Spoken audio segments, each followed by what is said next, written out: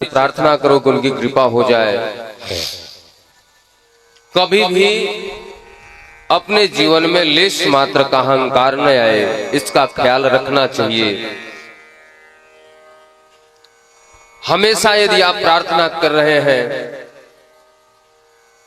अपने मन में हमेशा गोविंद नाम सुमिरन कर रहे हैं, तो आपके अंदर अहंकार नहीं हो सकता।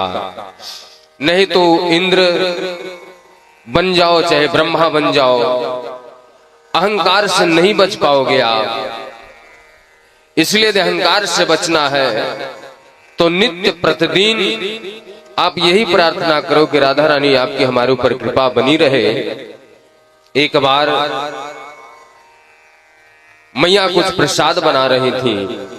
कन्हैया जा करके पूछते हैं, मैया आप क्या बना रही, किसके लिए बना रही हैं? मैया कहती, लाला जय जय को भोग बना रही हूं। बोले कौन जय जय? बोले इंद्र देवताओं की पूजा करनी है, इसलिए उनके लिए प्रसाद बनाया जा रहा है। कन्हैया कहते, मैया सबसे बड़ा देवता तो मैं हूं। बाबा ने बताया नहीं था कि मैं नारायण हूं? मैं नारायण हूं तो मेरी पूजा करो। मैया ने डांट करके भगा दिया। इंद्र के विषय में ऐसे, देवता के विषय में ऐसे बोलते हो, नाराज हो जाएंगे हो।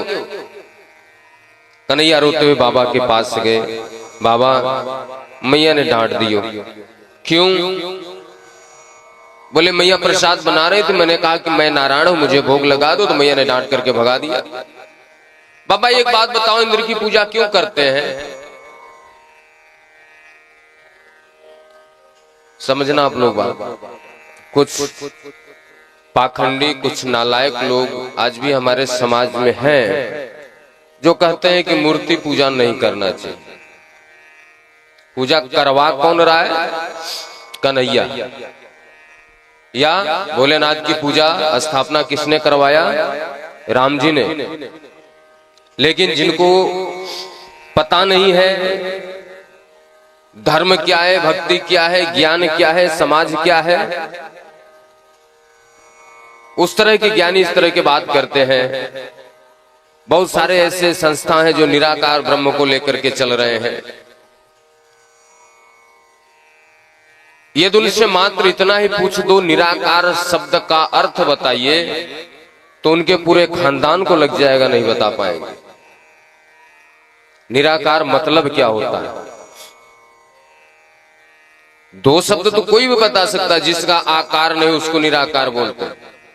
लेकिन संदर्भ में जाइए इसके, निराकार शब्द की उत्पत्ति कहां से हुई, निराकार शब्द, निराकार ब्रह्म का मतलब क्या है, तो बड़े से बड़े विद्वान भी फेल हो जाएंगे।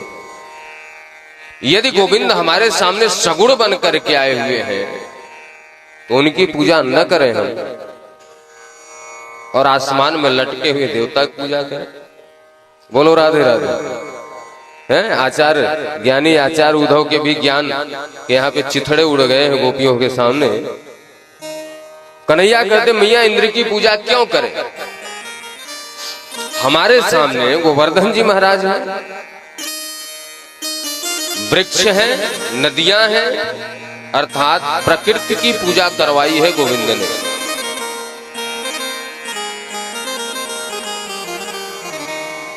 यमुना मैया है, इनकी देखभाल न करें, इनकी पूजा न करें, इनकी रक्षा न करें, और जिसको मैं जानता ही नहीं उसकी पूजा करें। बाबा बोले इंद्र देवता नाराज हो जाएंगे बेटा, पता चले प्रलय कर दें। अरे बोले बाबा आप चिंता किस बात की करते हो? कर्म करो, यदि कर्म करोगे तो फल मिलेगा, फल देने वाला मैं हूं। बाबा तो ग्वाल वाल समझ रहे, छोटा सा लाला समझ रहे, गोपाल समझ रहे। और लाला रहने दे भैया, मेरा बाबा को तू इंद्र थे, ब्रजवासी आए गए,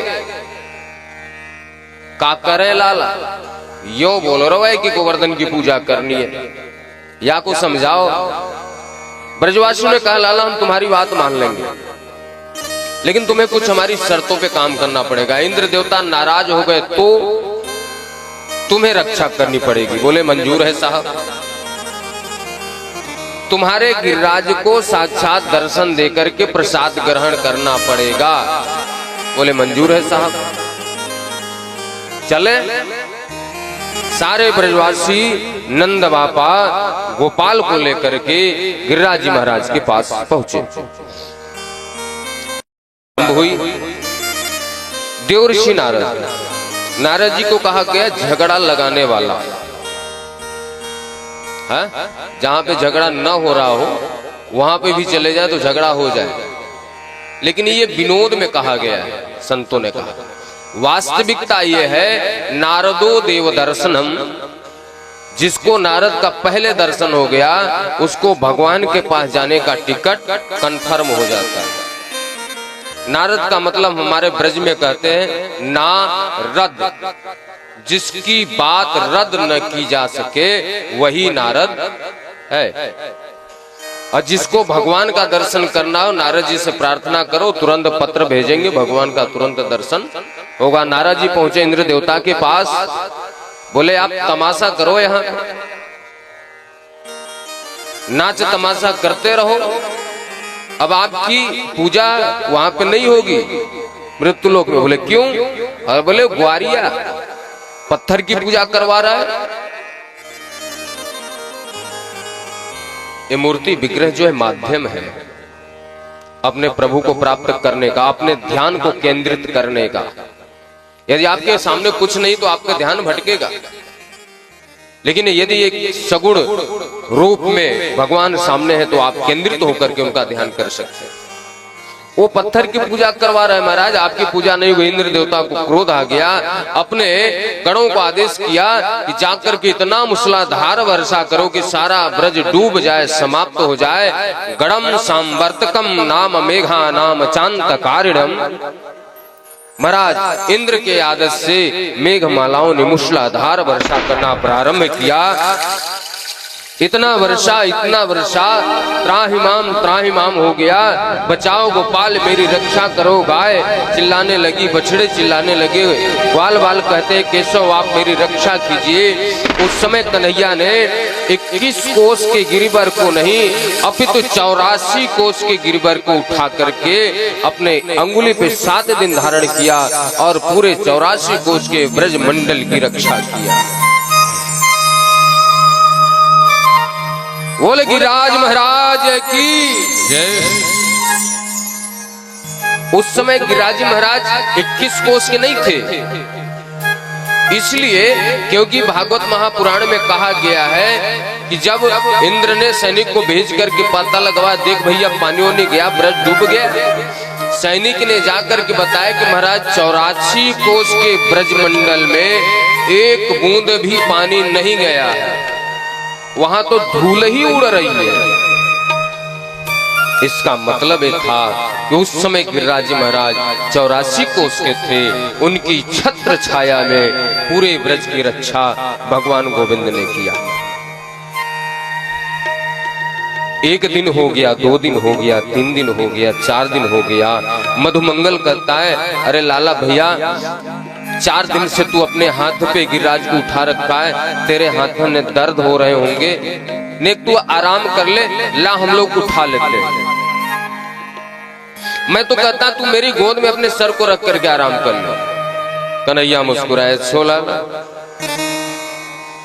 अच्छा तू बता अकेले तू उठा सकता है एक अंगुली पे, तो हम लोग तो इतने लोग हैं, सब लोग डंडे लगा करके क्यों नहीं रोक सकते? आराम कर लेते। सबने अपने डंडे लगाए। कन्हैया ने कहा कि मैं अपने अंगुली नीचे कर लूं? हाँ हाँ बेधड़क, हम लोग इतने लोग हैं, उठा लेंगे। तो मेरे कंधे पे अपना सर रख करके सो जा। कन्हैया ने कहा सोच समझ ले। अरे बोला तो हल्की सी अंगुली नीचे की, महाराज जितने ग्वाल वालों ने डंडे लगाए थे सब टूट गए। अरे भैया पकड़ नहीं, गिर जाएगा सर के ऊपर। बोले अभी तो बड़े हाँक रहे थे, उठा लेंगे। ग्वाल वालों ने कहा कि लाला एक बात बताना, तुम्हारे अंदर इतनी शक्ति कहां से आ गई? कन्हैया ने विनोद किया, वो माखन मिश्री खाता हूं ना, उससे शक्ति आई। चोरी कर करके दही के लौंदे खाए, मक्खन के लौंदे खाए, उससे शक्ति आई। राधा रानी ने कृपा कर दिया तो गिरबर को उठा लिया। और सच्ची बात बताऊं, जो इतने सब लोग तुम लोग मुझे देख रहे हो एक टक, तो तुम्हारी शक्ति भी तो मेरे अंदर आ गई।